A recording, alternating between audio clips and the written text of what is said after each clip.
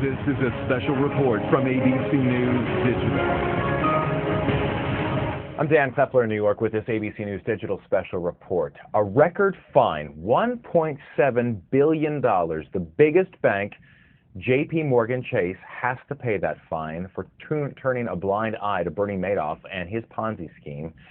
It is the biggest penalty ever enforced for violating the 1970 Bank Secrecy Act, and in laying out his charges today, U.S. Attorney Preet Bharara had some pretty strong words against JPMorgan Chase and Bernie Madoff. Let's listen. The largest financial institution in the country stands charged with two criminal offenses. Institutions, not just individuals, have an obligation to follow the law and to police themselves. They must exercise due care not only with their own money, but with other people's money also. In this case, as I said, JPMorgan connected the dots when it mattered to its own profit, but was not so diligent otherwise. Fortunately, with today's resolution, the bank has accepted responsibility for its conduct and agreed to continue reforming its anti-money laundering practices. Most importantly, the victims of Bernie Madoff's epic fraud are $1.7 billion closer to being made whole. So for more on the story, I want to bring in ABC's Aaron Katersky in New York, who's been following the latest on this. Aaron, we heard that the federal prosecutor, very strong words against JPMorgan and Bernie Madoff, obviously. The resentment over this Ponzi scheme still very strong. Well, it was $17 billion, and investors thought they lost even more than that, maybe $65 billion, the largest Ponzi scheme ever. And it hurt ordinary investors, people who were tied to charities and doing other good works.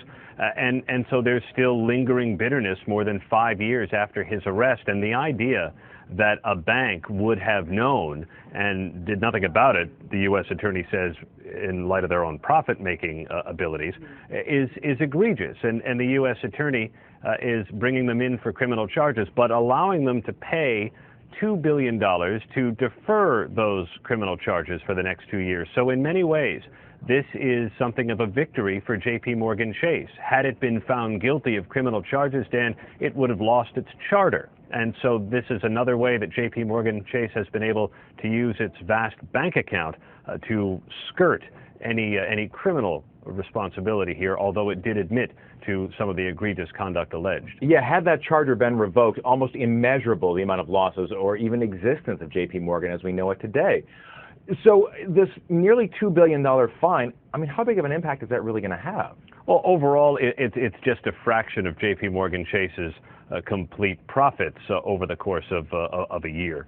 But in the last 12 months, they've paid some $20 billion to settle different criminal and civil charges that have been related from the financial crisis. And that certainly has to hurt. But it probably helps the bank to move forward and to get all of these entities off of its back. Look, JPMorgan Chase was not the only one. Some say the bank has been unfairly singled out here. But what it is agreeing to do is to admit its conduct and to try and get past it, especially when it involves the biggest Ponzi schemer ever. And so are we expecting any other banks aside from JPMorgan to be on the line for this?